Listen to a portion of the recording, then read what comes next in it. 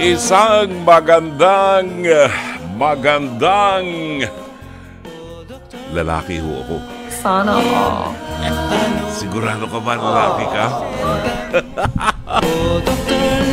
Gandang gabi sa inyo, 9:41. At syempre ho, dahil ngayon ay Biyernes, isang masayang pagbati ho ngayong gabi ng Biyernes sa inyong lahat. At sa lahat po na ibinigay ang kanilang best sa kanilang trabaho buong isang linggo, parang ako. Sa linggong ngarag sa katatrabaho, deserve natin ang mahabang tulog at quality time with family ngayong weekend. Ay naku, kailangan ko yan. Gusto ko talaga magtulog. Itanong mo yan kay Direk. Tanong mo kay Direk. Oo, Diyos ko. At bago po tuluyang isara ang linggong ito, siguruhin pong tumutok sa amin para po sa makabuluhang usapan. Mga kwento-kwentuhan po natin, di ba? Welcome po sa programang Dr. Love Radio Show. Alam niyo, hindi biro-biro ang pagtatrabaho ngayon. Dahil ho, sa matinding init, maniwala kayo, lalo na yung mga kung meron po kayong asawa o mga magulang, mga tatay na nagtatrabaho sa labas ng bahay, sa labas ng building, yung mga construction worker. Alam mo yung construction worker, Jen? Construction, yan yung mga naghahalo ng simento, di ba? Wow, grabe, napakainit po. Talagang basang-basa ng pawis ang katawan niyan, ang likod niyan, babad sa pawis. Pagdating ng hapon, mag-iinuman ng mga walagya.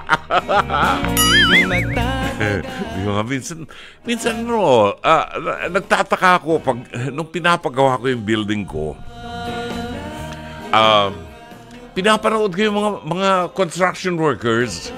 Lunes hanggang Biyernes talagang trabahong subsob ang ulo sa pagtatrabaho. Sabi ko, kawawa itong mga tao ito, talagang pinagsisikapan niya yung trabaho nila talaga, di ba? Kahit mahirapan. Pagdating ng Biyernes ng hapon, yung susweldohin nila, akala ko bibigay sa pamilya, mga kuneho, ibibili ng Hinebra, mag-iinom ng mga tinamaan ng kulog. Sabi ko, sayang ang hirap. Ay, kasabagay, nako, di ba? Rome, yan, naririnig kong yan. Yan ang gusto ko ngayon, itong panahon na ito, yung maraming bula na ganyan. Tapos, tapos may yelo. Ang sarap. Ay, nako. Tayo po ay napapakinggan sa 92.3 Radio 5 True FM sa buong Mega Manila. At sa iba't ibang himpilan sa lalawigan, sa mga lalawigan sa Luzon, Visayas at Mindanao. Kasabayan po tayo napapanood at napapakinggan sa Facebook pages ng 92.3 Radio 5 True FM at sa Facebook page ng Dr. Love.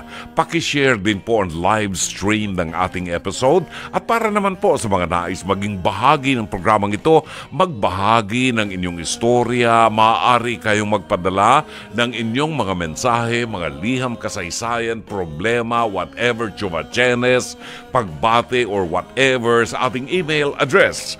Ang ating email address ay drloveradio5@gmail.com o sa ating pong Dr. Love Facebook Messenger. Maaari din pong tumawag sa ating mga hotlines 863-15788 at 863-16674. At huwag pong kalimutang mag-subscribe at i-follow ang ating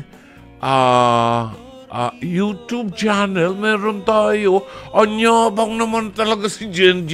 Nilagyan tayo ng YouTube channel. Aba, hanapin ho ninyo. Ibig sabihin, ang programa natin, may music ba dyan sa YouTube channel? Meron? Wow! Ibig sabihin, kung hindi ninyo nadinig ngayon ang mga music na itatampok namin, pwede nyo palang sundan sa YouTube channel at madidinig nyo lahat. Hindi ho ninyo dapat mamiss ang mga music na aming itinatampok. Kaya hanapin po ninyo ho at Radio 5 True FM sa Facebook and YouTube. Ayan. Ang sarap, di ba? Wow. Sige, 9:45 ho. Tanong, Ano ang ating Pest to Pest, Hirit ni Dr. Love episode ngayong gabi? Alamin ho natin yan sa ating pagbabalik. Pagkain pang-spiritual. Mga salita ng Diyos na nag-iiwan ng pag-asa, kapanatagan at kapayapaan. Pagkain pang-spiritual. Hango sa bagong tipan ng banal na aklat. Pagkain pang-spiritual. Narito ang ating pagkain pang-spiritual sa araw na ito ng Biyernes sa 3 ng buwan ng Mayo.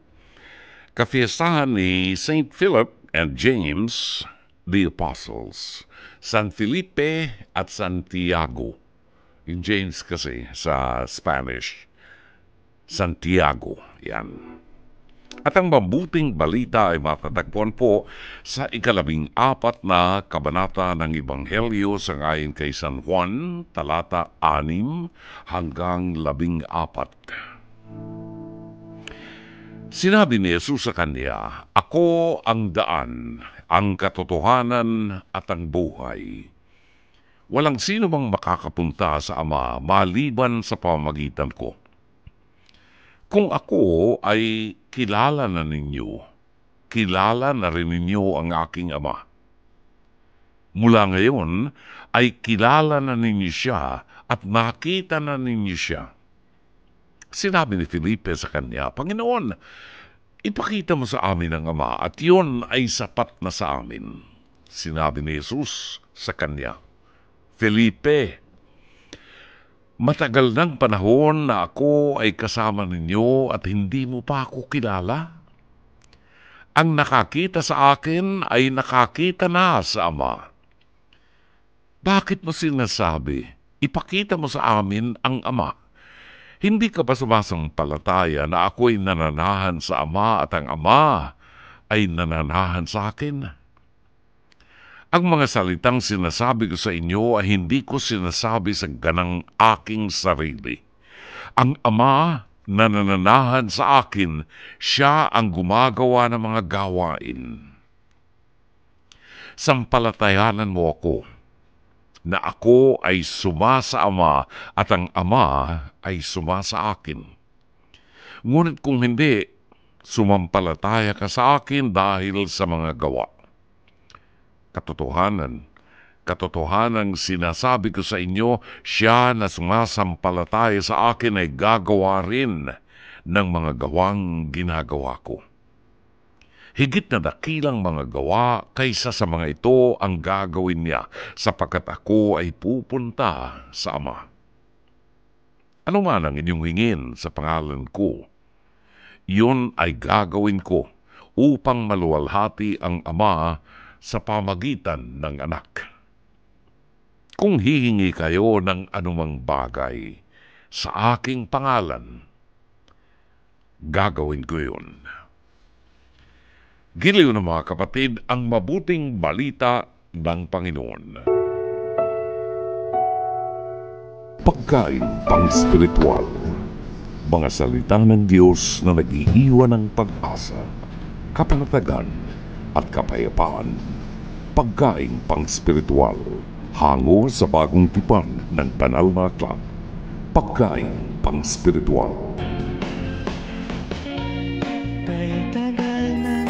Alas 9:52 ng gabi ang tumpak na oras, aba nakikinig na ho ngayon ang aking pamangkin si Giorgio Esteban Serafica.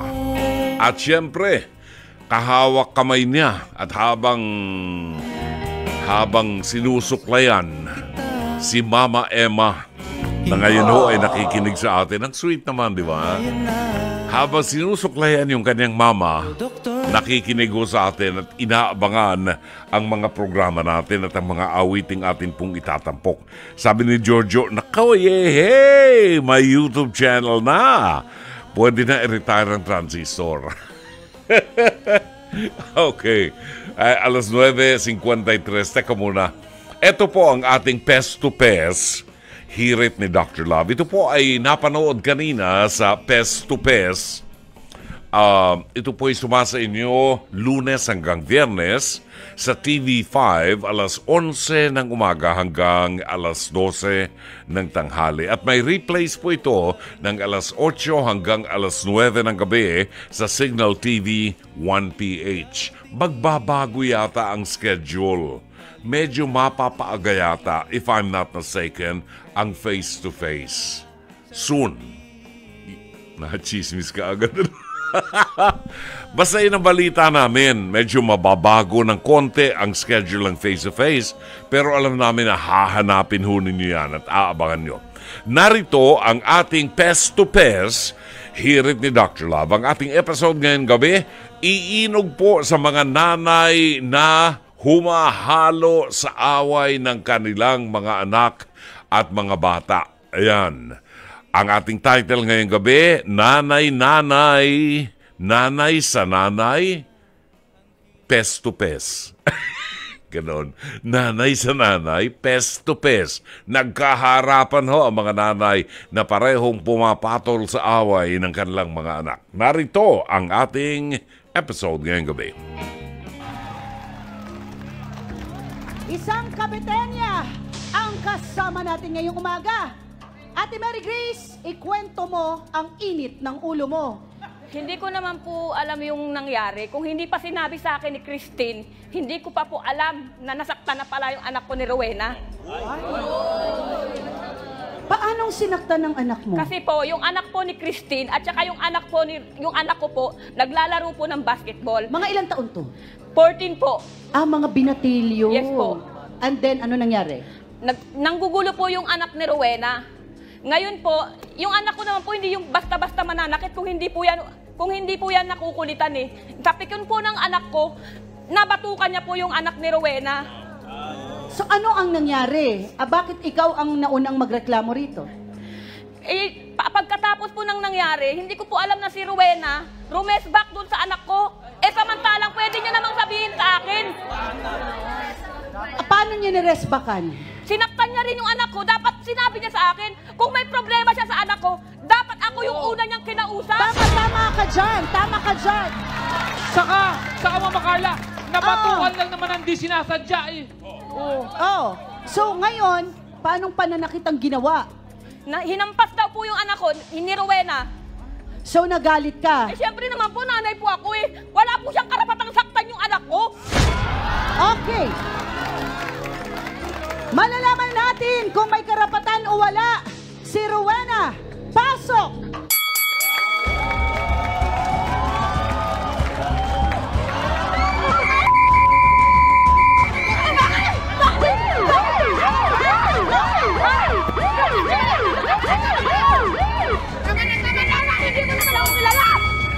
Relax lang ate. Parang hindi mo ako kilala!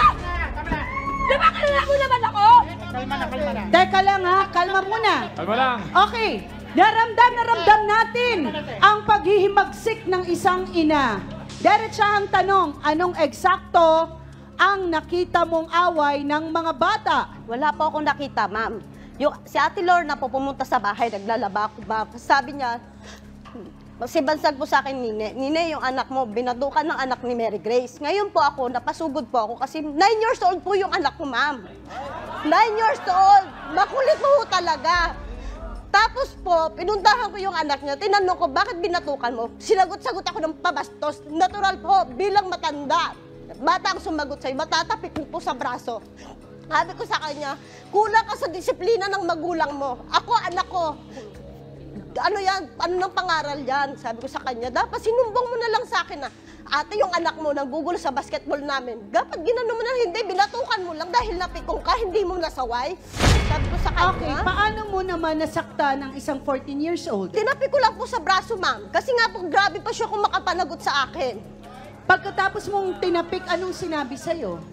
Ano po, sabi niya, wag daw po ako mangialam, nanay mo daw. Natural nanay ako eh. Batukan mo ba naman 9 years old? Paulit-ulit mong sinaktan anak ko, halos Paulit-ulit bang sinaktan? Ulit. Samantalang po, ang sabi ng anak ko, sa sobrang piko niya, ginan na lang daw po sa ganito. Okay. Oh, okay lang ba yung ganon? Hindi. Isang batok? O bakit? Tama rin ba? Tama ba? Tama ba? Kasi tama ba? Wala ka na anak mo! Pangaralan mo! Pangaralan mo! Pangaralan mo! Sinabi mo nga rin!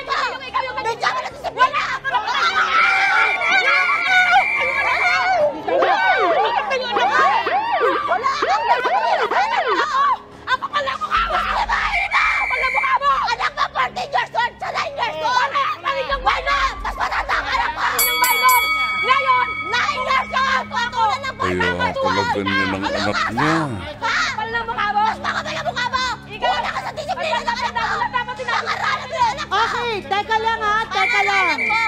Awat muna, pakibigyan muna ng tubig ang ating mga bisita. Pangalan mo. Dapat sinabi mo sa akin. Hindi yung ikaw manalaki sa anak ko. Bastos anak mo. Bastos. Paano ka sasabihan? Nasaan ka ba? Okay, parehong may tama, parehong may mali. Okay? Rowena, kinausap mo ba yung anak mo? Opo, ma'am. Na bakit ka nangulit doon? Sabi ganun? ko sa kanya, bakit kinulit mo? Mama, gusto ko lang naman mag-agaw-agaw ng bola. Kaso po, lumapit sa akin yung anak niya, bigla po akong ginanon. Syempre, 9 years old po yun, ma'am. Kung makikita niyo po yung anak ko, hindi ho yun makulit.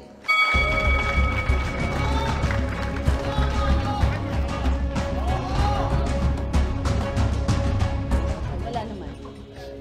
Diretsahang tanong, Christine, bakit mo nasabing mahilig talaga manggulo ang anak ni Rowena? Panahon po ng araw na po na yun, naglalaro po yung anak ko tsaka anak niya ng basketball po. Bigla po dumating po yung anak niya na nangulit po sa mga anak na po namin ng bola. Ikaw ay nandun? Opo, ako So, po yung saksi nandun ka? po po. Okay. Kasi binabandayan ko po yung anak ko kasi minsan binubuli po ng ibang kabataan. Ilang taon yun eh. yung anak mo? 14 din po. Okay, sige.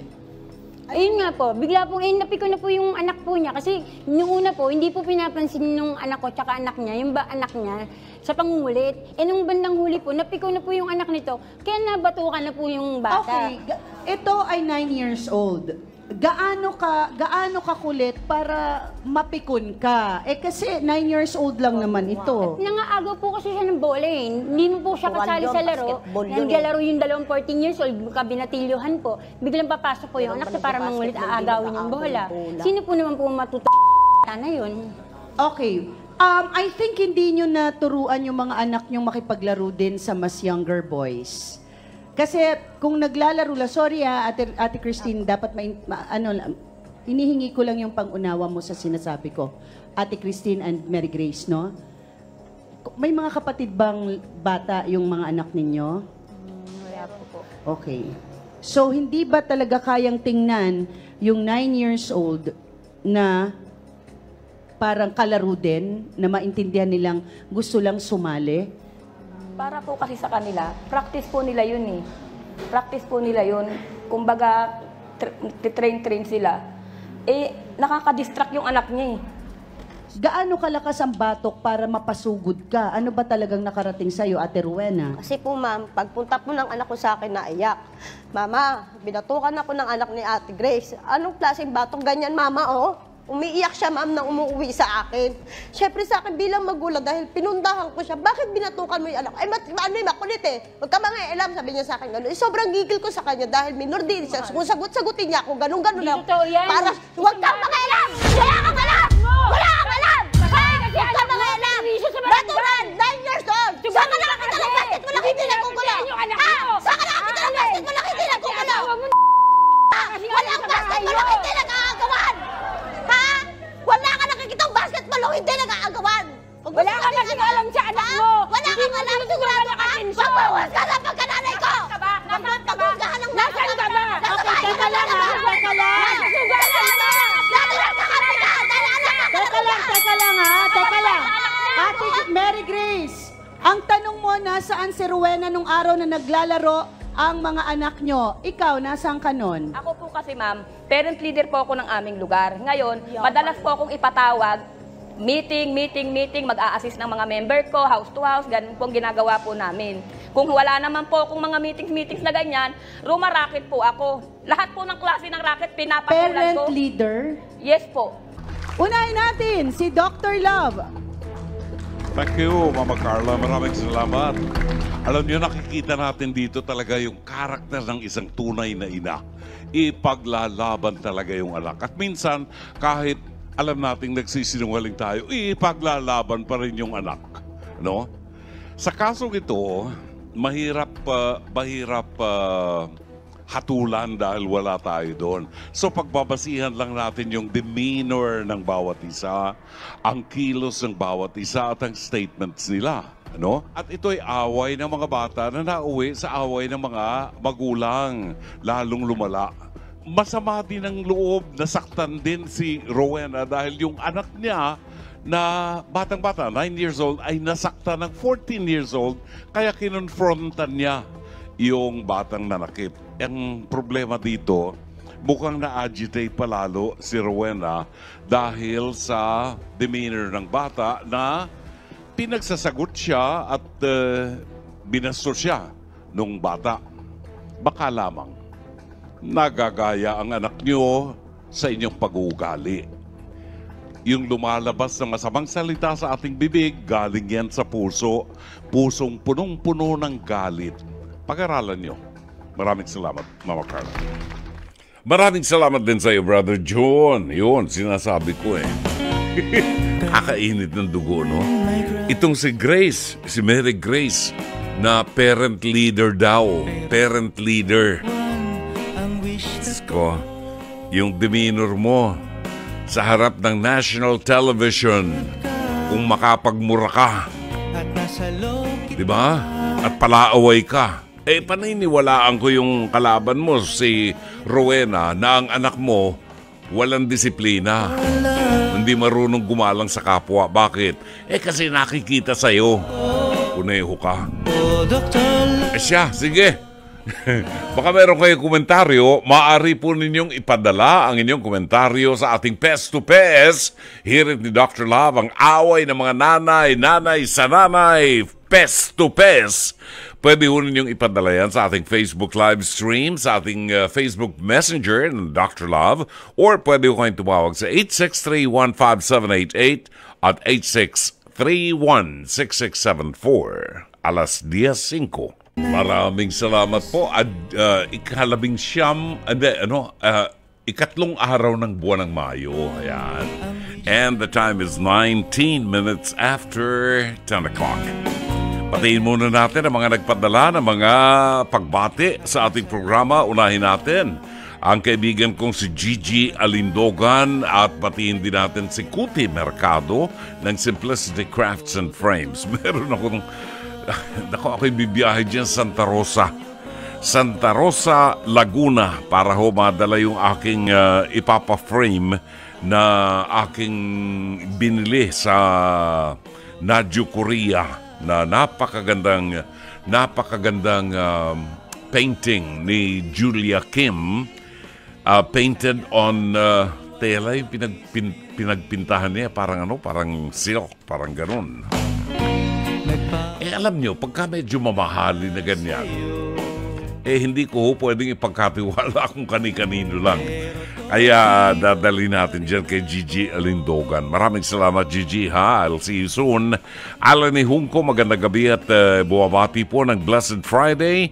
Maria Rosario sa Avedra, Chacluti. Happy weekend. Watching and tuned in right now. Si Lina Ho ng Plaridel, Bulacan ay buwabati ng magandang gabi. Edwin Romero, watching you live on Facebook here in the City of Angels, Los Angeles, California. Nagpapacheck lang po ng attendance sa inyo. Buhat naman sa Pateros, Metro Manila, Angelita Banatao. Sa Pasig City, si Engineer Mercy Santos. Binabati ho natin ang magandang gabi. And pakibati na rin kay Eloisa, ha? Obvious na ang feelings ko. Lance Abelion ng Sampaloc, Manila. Evelyn Fortunado, magandang gabi, Dr. Love. Pagbati po sa aking ina in heaven. Yan. June Galono Ponce, Marjon Mamhot ng Parañaque City ay nakatutok sa atin. Si Sherry Picho ng Seattle, Washington ay nais bumati sa kanyang husband, si Alfredo Yano ng happy birthday. Happy birthday! Happy birthday to you, Alfred Yano ng happy birthday, ha? Ng Seattle, Washington. Nandun si Sherry Picho. Kasabay ng birthday niya ang aking ama, si Alejandro Banaag. Happy birthday! May his soul rest in peace and may the angels bring him to paradise. Si Ram Jason Buebos, buwabati ng magandang gabi. Liza Rofuli, Levi Olbiz Ocado, Danilo Delenia, China Dante, Arnold Zapanta Villanueva, Maverick Corrales, Gloria Roranes Anastasio, Lilian Panaligan Buen, ang ating senior fan sa Parañaque City, at si Yek Lopena ng San Pedro, Laguna ay nakatutok na po sa programa natin ngayon. Napag-uusapan ng San Pedro, Laguna, si Riza ay templadong parang kape, ay nais pong bumati sa lahat ng mga doctor lovers sa Pasay City, sina Dr. Ed at Dr. Mina Trinidad, at mga doctor lovers sa San Pedro, Laguna, sina Yek Lopena, sina Susan, at isa pa po ninyong tagapakinig, si Aling Imelda Mohe. Nakilala ko po sa clinic, at ang buong Templado family ay binabati rin po natin ng magandang gabi. Siyempre, good evening and happy listening, Marivi Viola, Elizabeth Villa Gonzalo, Myra Bulisay Lee, at buhat sa Davao City, Amadeo Giorgio Gonzalez. Good evening and happy listening. At ang ating kumaring si Zenny Dayang Hirang ay nakatutok na po sa programa natin ngayon. Nag-aantabay na. Narito ang reaksyon ng ating mga listeners. Wala pa? Okay. Pwede ako magpadala ng reaksyon ninyo sa ating Pest to Pest. Hear it ni Dr. Love sa ating Facebook live stream. Pwede rin po sa Dr. Love Facebook Messenger, or tumawag po kayo sa 863-15788 at 863-16674 para humalaman natin. Ako, nakakainit ng dugo yung ating yung ating episode ngayong gabi. Labanan ng mga bata, pinatulan na ho ng mga magulang, sila na ho nag-away ngayon. Kahit sa harap ng telebisyon, national television, talaga nagmurahan, nag-away ang mag-ina, ang mga magulang. Yung isa, itong si Mary Grace, yung kanyang anak na teenager, binatukan kasi yung anak naman ni Rowena na 9 years old. 9 years old, anong asahan nyo? Talagang mang-aagaw ng bola yan. At ang basketball, talaga hong agawan ng bola yan. It's just that, yung 9 years old, hindi kasama doon sa team. Pero binatukan kasi. Ngayon, itong si Mary Grace naman talagang matindi naman, Palaban talaga at galit na galit. Ayun ang sinasabi natin. Kasi ang nirereklamo naman ni Rowena, pinagsabihan niya yung anak nitong si Mary Grace, pero minura-mura siya at hindi siya iginalang. Gusto kong paniwalaan na totoo yung sinasabi nitong si Rowena, dahil nakita ko naman sa demeanor nitong si Mary Grace na family leader daw siya, parent leader. Kung makapagmura siya at palaaway, gusto kong paniwalaan na sa nakita ko sa kanya, maaaring ang kanyang anak talagang walang galang. Meron tayong tawag buhat sa Puerto Princesa City sa Palawan, si Buddy Tinay. Magandang gabi sa inyo. Yes, magandang gabi po, Brother Love. At ako po isa ninyo. Yes, good evening. Gabi-gabi ninyong programa sa TV5 at sa Facebook. Ito nakakatuwang sige po, hihinaan ko lang po yung sounds ng aking... Yes. Pakihinaan lang po yung radyo kasi aabangan niyo yung boses niyo. Gusto niyo madinig yung boses niyo sa radyo.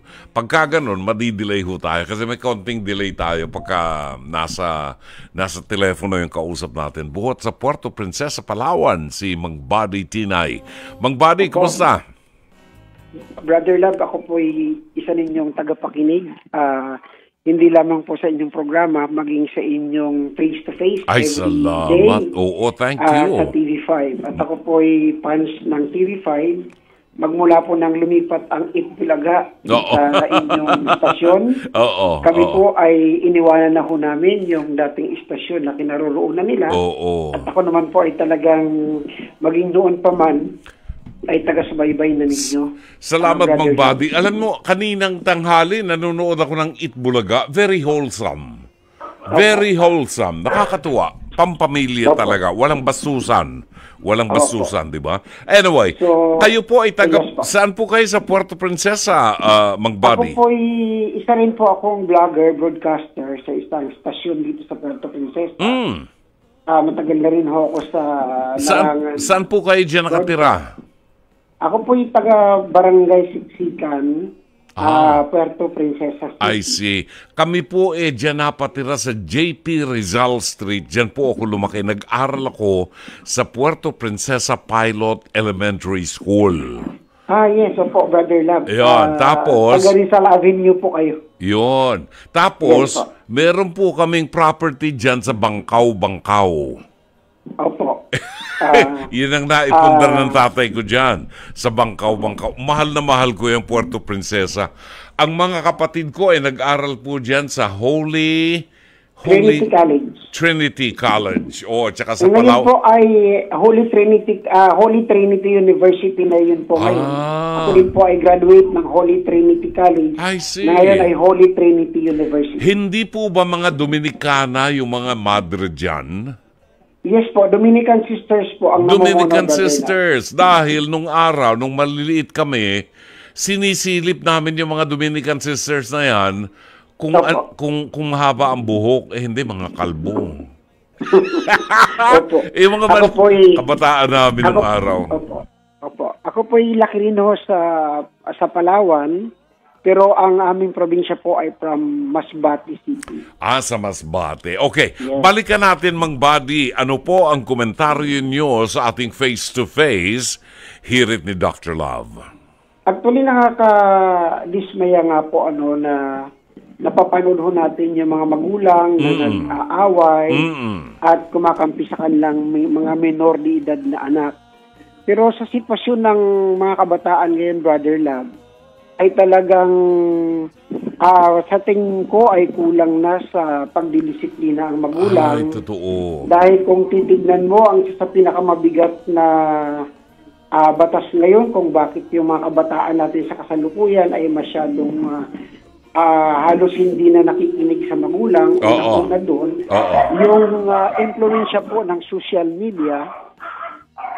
Pangalawa po, yung batas ng DSWD na ang mga bata ay hindi mo na maaaring disiplinahin. Hindi naman sa hindi pwedeng disiplinahin, kundi yung corporal punishment ipinagbabawal na. Opo. Kaya naman sa ganung sitwasyon, Brother Love, ay talagang lumalaki ang ulo ng mga bata at nagiging mga palasagot na po na sa mga nakakatanda at maging sa magulang. Alam niyo, magyayabang ako ng konti, Mang Buddy ho. Napag-uusapan din lamang natin ang punishment at ang pagpapalaki sa ating mga anak. Alam po ninyo, yung mga anak ko, nung araw napapalo ko yan. Ngayon ho, bawal na. Kaya yung mga anak ko, na magkaroon sila ng mga pamilya, yung mga anak nila, hindi nila napapalo. Dahil bawal no. Pero, meron pong mga epektibong paraan para madisiplina natin ang ating mga anak at matutuhan ng mga anak kung paano gumalang sa ibang tao, lalo na sa mga nakatatanda. Alam nyo, lalo na ngayon, halos lahat ng mga bata may cellphone. Huwag nyo na humpaluin ang anak nyo.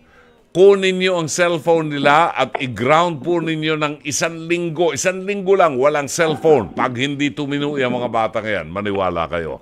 Ako, yun nga, Brother Love, ngayon dapat ho, doon sa mga magulang, ay maging aral ho ito at maging aware po yung mga magulang sa pagpapalaki ng mga anak. Yes. Number 1 po, ang isa sa nagtuturo sa masamang ugali ng mga bata ay ang social media.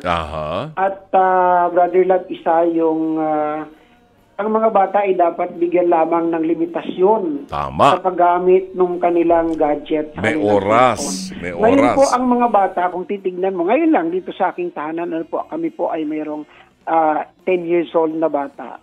Kanina lamang ho, bago kami naghapunan. At pagkatapos ho, kumain, maging mga bata ngayon, tatalikuran na yung magulang, tapos papasok sa kwarto, magkukulong at doon na magpi-Facebook. Ang pinakamagandang solusyon doon ay talagang kunin ang cellphones, ang gadgets. Yes, at bigyan lamang sila ng oras. ipaliwanag sa mga bata na mahalaga ang interaction sa pamilya.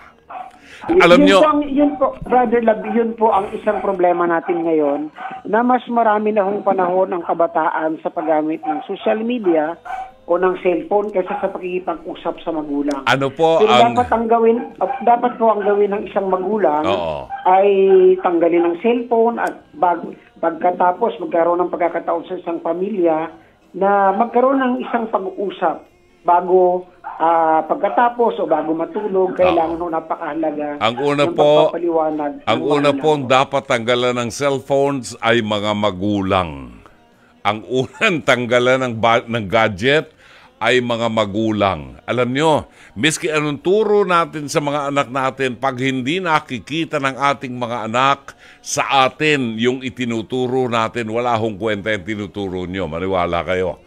Ito ay napatunayan ko sa mga apo ko, lahat ng apo kong lalaki, lahat ng aking apong lalaki, maliban doon sa 7, 8 years old, no? At saka 4 years old. Maliban doon, lahat po ng lalaking apo ko ay altar server sa simbahan. Ay ano ibig sabihin? Aba, lumaki ang mga bata na may takot sa Diyos. Dapat kasi nakikita yan ng mga bata sa mga magulang, di ba? Mang Buddy. Ay dapat magkaroon ng proper na pag-uusap sa pamilya, magkaroon ng time ang magulang sa anak upang magkaroon din ng time ang anak sa magulang. Right. Kasi ngayon nakita natin, Brother Love, ang mga bata ngayon na wala na ho talagang respeto din. Wala na ho silang panahon makipag-usap sa magulang. At ang magulang wala na rin hong panahon makipag-usap sa mga anak. Tama. Yun ho yung problema natin ngayon, kaya umaabot ho tayo doon sa sitwasyon katulad ng kaso ng face-to-face. Yun. At ang isang hindi pa maganda ngayon, yung magulang, ay hindi na ako marunong magdisiplina ng anak dahil nakatutok na ako sa sugal, sa Facebook. Hindi na ako, wala na hong panahon na rumispeto maging sa ating Panginoon. That's right. Mas marami hong oras sa paggamit ng cellphone kaysa damputin ng isang Biblia na nasa isang tabi lamang. Tama. Upang makapagturo ng mailapit. Ang kabataan Alam nyo, natin yan. Ang number one na kailangan, Brother Love, ng mga magulang ngayon ay magbalik doon sa basic na sistema. Itong si Mang Buddy, kung inyo pong maitatanong, ay isang broadcaster dyan sa Puerto Princesa.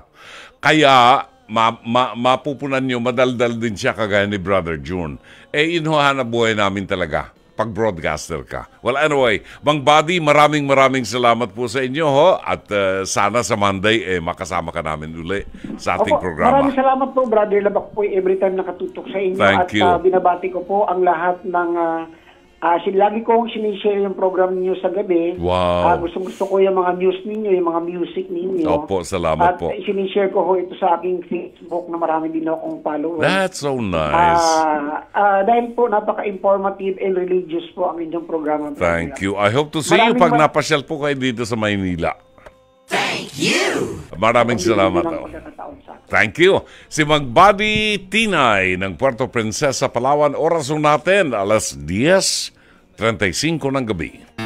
Oras ganat ng alas 10:41 ng gabi. Bago natin tunghayan ang liham kasaysayan, nais namin kayong aniyahan. Kung sakali pong meron kayong mga suliranin na gusto po ninyong idulog sa ating programa para ating mapag-usapan, maaari po kayong gumawa ng isang liham o yung liham kasaysayan at maaari po ninyong ipadala sa ating email.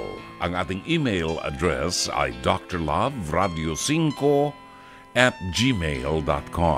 or maaari po kayong mag-message sa Dr. Love Facebook Messenger or siyempre, pwede yung tumawag sa ating mga hotlines 863-15788 at 863-16674 para sa live counseling.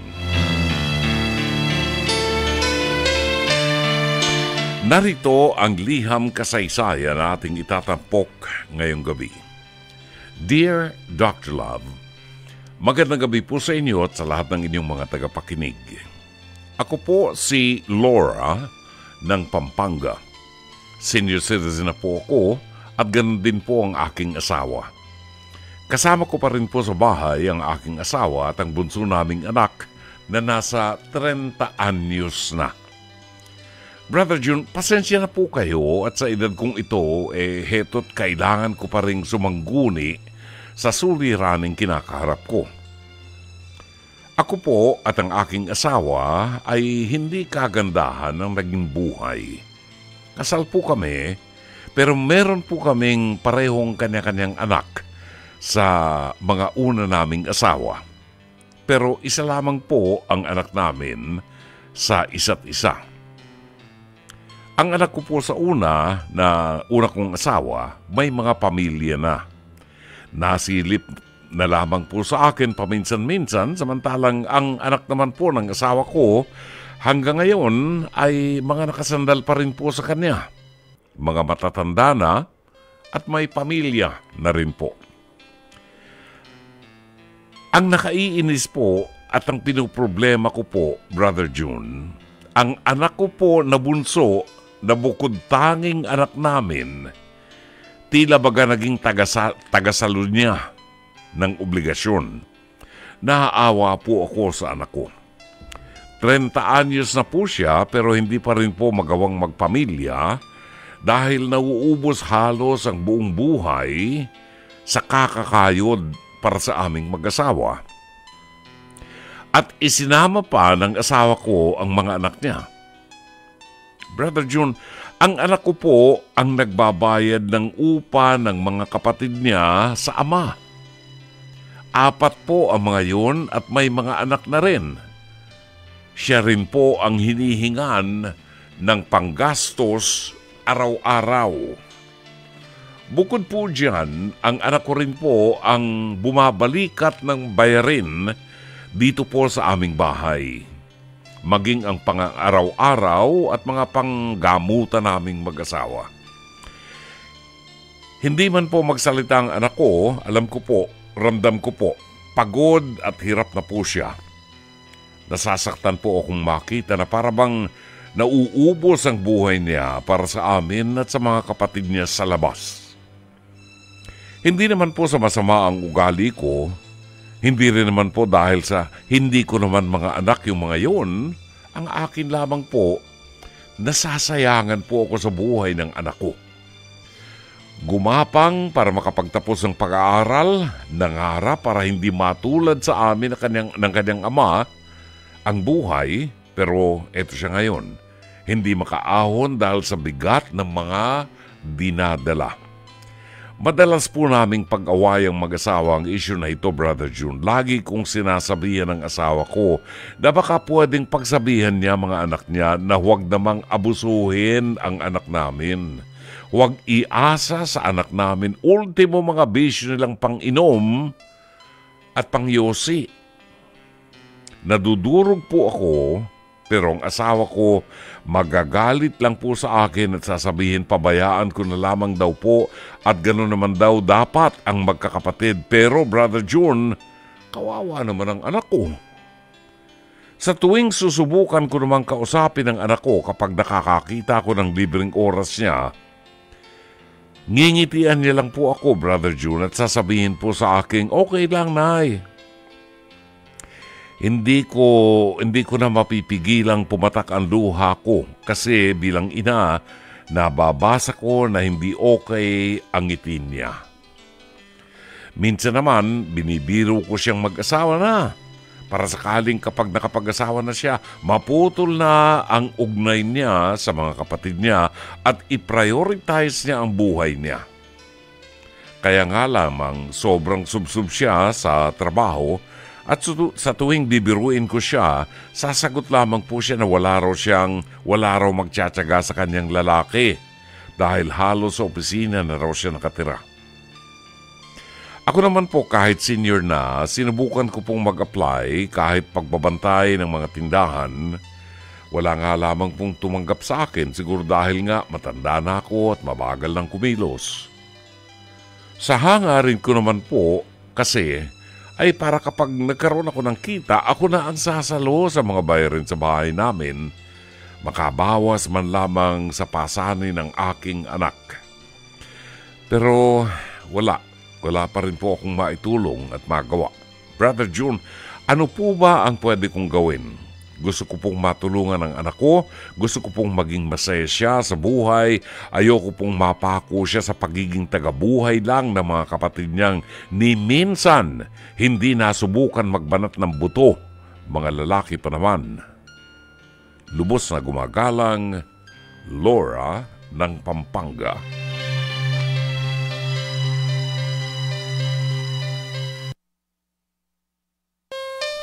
Maraming salamat, Laura. Sana ay nakikinig ang iyong asawa sa programa natin ngayon. At sana ay nakikinig din ang iyong anak sa oras na ito sa sasabihin ko. Tungkulin ng mga magulang, kayong mag-asawa, hindi ko naman kayo pwedeng diktahan dahil umibig kayo, di ba? Ang inibig mo isang lalaki na meron na ring mga anak. At ikaw naman ay may anak din, di ba? Pero hindi naman pabigat. Ngayon, nagkaanak kayong dalawa, at yung anak mo, 30 anyos ng babae, hindi pa nagkakaasawa dahil sumusuporta sa inyo.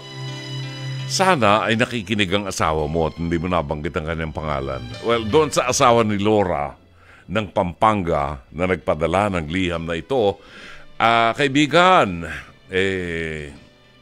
hindi ko alam kung ikaw senior citizen na. Kung ikaw senior citizen, gamitin mo ng utak mo, yung nalalabing utak mo, nalalabing common sense mo. Habang matino pa pag-iisip mo, gamitin mo na. Huwag matigas ang bungo, maniwala ka sa akin. Bakit ko sinabi? Kasi naman, kung hindi ka ba naman isang tangat kalahati, yung mga anak mo sa una, na may mga pamilya na hindi naghahanap buhay, pati upa sa bahay, iaasa dun sa anak mong bunso na babae. Ang kakapal ng mukha ng mga anak mo. Ewan ko kung kasing kapal ng mukha mo. Kasi naman tumanda ka ng ganyan, hindi mo pa nalalaman ng tama at mali.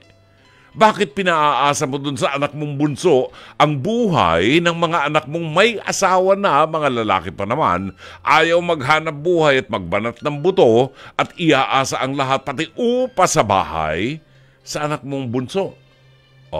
Di ba? Pakapalan lang ng mukha yan Pasensya na ha. Kasi kailangan sabihin ko yan. Pag hindi ko sinabi, baka hindi ka magising sa katotohanan. Aba, isang ka naman nakakita ng mga lalaking marunong maghubad ng brief, marunong maghubad ng panty ng asawa, at marunong makipagtalik para magkaanak. Pero hindi marunong gumawa ng paraan para maghanap buhay, baratin ng buto, para mayroong pambayad sa uupahang bahay. Talagang pakapalan ng mukha yan. Pasensya ka. Kasi kahit personal na humarap ka sa akin, yan din ang sasabihin ko sa iyo, wala kang turong maganda sa mga anak mo. Irresponsable ang mga anak mo. Kaawa-awa yung anak mong bunso, maniwala ka. Laura, sana nakikinig yung anak mo. At kung nakikinig man siya, anak, makinig ka sa akin. Hindi mo kinakailangang pasanin ang mundo. May sarili kang buhay. Kung gusto mong tumulong sa mga magulang mo, tungkulin mo na pasalamatan sila at tumanaw ng utang na loob sa mabuting ginawa nila at pagpapalaki nila sa iyo. Suportahan mo ang iyong mga magulang. Kung sakaling kailangan nila ng pambili ng gamot, fine, ikaw na sumagot. Kung kailangan bumili ng pagkain para sa inyong umaagahan, tanghalian na po, fine, sige, ikaw na sumagot. Mga magulang mo yan. Pero yung mga kapatid mo sa labas, na matitipuno ang katawan, mga lalaki at may kanya-kanyang pamilya na umuupa ng bahay, ano't iniaasa pa ang upa ng bahay sa'yo? Pati pagkain nila. Hindi na tama yan, anak. Kailangan meron kang panahon para planuhin mo ang buhay mo at maging maligaya ka rin, katulad ng ibang mga kapatid mo. Hindi mo tungkulin na suportahan ang iyong mga kapatid sa lahat ng panahon, pati upa sa bahay. Isipin mo ang buhay mo. Isipin mo kung paanong mapaghahandaan mo na kapag dumating ang panahon na mahina ka na, at least may makakasama ka sa buhay na magkakalinga sa iyo. Yan ang purpose ng babae at ng lalaki, to complement each other. At tungkulin mo para sa sarili mong buhay na ihanda mo ang iyong buhay sa kinabukasan. Tigilan mo ang pagsuporta sa iyong mga kapatid sa ama na mga batugan. Hamo silang magutom at tumirik ang mata para matutuhan nilang magbanat ng buto. Sana'y natulungan ka ng palatuntunang ito. As always, Dr. Love. Get a kick out of you. 10:57 is our time. Naku, tapos na po ang pang-Biyernes sa pagtatanghal ng ating programa. Sana po ay naging makabuluhan ang 1.5 oras ng ating pagsasama. Muli pong magbabalik ang inyong lingkod sa araw ng Lunes, gabi ng Lunes, alas 9:30 hanggang alas 11 ng gabi. Maraming salamat po sa ating buong production staff. At nais din nating pasalamatan ang ating General Manager ng Nation Broadcasting Corporation, Mr. Raul de la Cruz, ang ating Production Manager, Alvin Maanyo, Cherry Baile, ang ating Operations Manager, ang ating mga producers, Jen Uod ng Ganda Morales at Mike Santillan, ang ating Direktor ngayong gabi, si Direk Sheikh Mamaril, ang ating technician, si Rome Ortigas. Ricky Manalo ba nandiyan ngayon? Wala pa. Okay. Si Rome Ortigas at ang ating PA, avid operator, na matagal po nating na-miss, si Jai Manipon. Ito po si Brother June Banag, OP, nagpapaalam at wabati sa inyong magandang gabi. Hanggang sa gabi ng Lunes, magandang gabi. Maraming salamat. Shabbat Shalom.